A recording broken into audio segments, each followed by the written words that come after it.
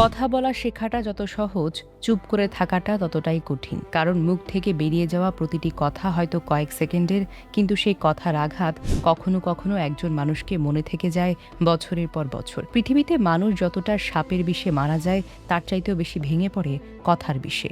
এমন একটি কথা প্রচলিত আছে, আর বাস্তব জীবনেও এর উদাহরণ কম নয়। একটু কটু কথা, একটু অপমান কিংবা রাগের মুহূর্ত বলা একটি বাক্য কখনো কখনো একজন মানুষের আত্মবিশ্বাস কেড়ে নেয়, সম্পর্কের মধ্যে তৈরি করতে পারে দূরত্ব, আর কাছের মানুষকে পরিণত করতে পারে অজানা একজন মানুষে। আমরা অনেক সময় রাগের মাথায় এমন কিছু বলে ফেলি যা পরে ভুলে যায়, কিন্তু যাকে কথাটা বলা হয় সে হয়তো কথাটি ভুলতেই পারে না।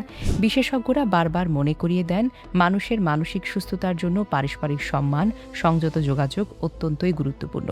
তাই সব কথা বলার প্রয়োজন নেই, কিছু কথা সময়ের কাছে ছেড়ে দেওয়াটাই ভালো। কারণ নীরবতা সবসময় দুর্বলতার পরিচয় নয়, কখনো কখনো নীরবতাই সবচেয়ে শক্তিশালী উত্তর। যে মানুষটি প্রতিটি কথার জবাব দিতে পারত, সে যখন চুপ করে যায় তখন বুঝতে হবে হয়তো তার বলার মতো অনেক কিছুই আছে, কিন্তু সে জানে প্রতিটি সত্য উচ্চারণ করা জরুরি নয়।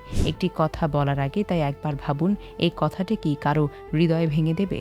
মনে রাখবেন, ক্ষত শুকিয়ে যেতে পারে, সময় অনেক কিছু ভুলিয়ে দিতে পারে, কিন্তু প্রিয় মানুষের মুখ থেকে শোনা কিছু কথা মানুষের জীবনে আজীবন দাগ হয়ে থাকে। তাই কথা বলুন, তবে ভেবে বলুন। প্রয়োজনে প্রতিবাদ করুন, কিন্তু অপমান নয়। আর যেখানে একটি কথাই সম্পর্ককে ভেঙে দিতে পারে, সেখানে কখনো কখনো চুপ থাকাটাই হবে সবচেয়ে বড় সিদ্ধান্ত।